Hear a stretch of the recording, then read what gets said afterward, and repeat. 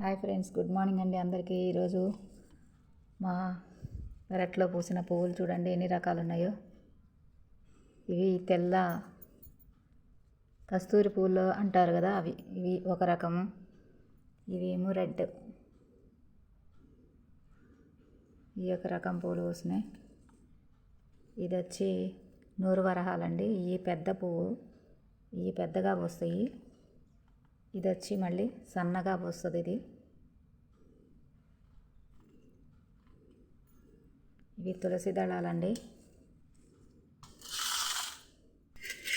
ఇవి వచ్చి బెల్లగన్నేరు పూలండి. ఇవి కూడా చాలా ఉన్నాయి. ఇవి తుమ్మి పూలండి, తుమ్మి పూలు. ఇవి శివుడికి చాలా ఇష్టం అండి ఈ పూలు, తుమ్మి పూలు. ఇది శంఖ పుష్పాలండి. ఈ 2 రకాలు ఉన్నాయి.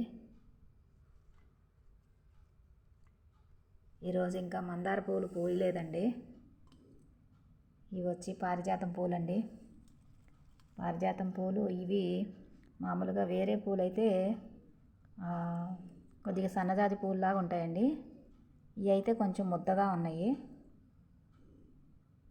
ఫస్ట్లో చిన్న చిన్న పూలు పూసినాయి. ఇప్పుడు చెట్టు కొంచెం పెద్ద అయ్యేసరికి పువ్వు కూడా బాగా పూస్తుందండి. చాలా బాగున్నాయి.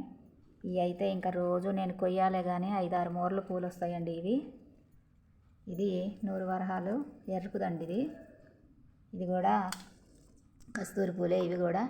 ఇవి మాల కట్టేటప్పుడు మధ్యలో తులసి దళాలు ఇవి వేసి కడితే మాల చాలా బాగుంటుందని ఇవి తీసుకొచ్చానండి. ఈరోజు ఇన్ని పూలు పూసినాయండి మా పెరట్లో. ఇంకా మందార పూలు పూయలేదండి ఈరోజు. చాలా చూస్తానికి బాగుందని చెప్పి వీడియో తీశాను. థ్యాంక్ యూ అండి. లైక్ చేయండి.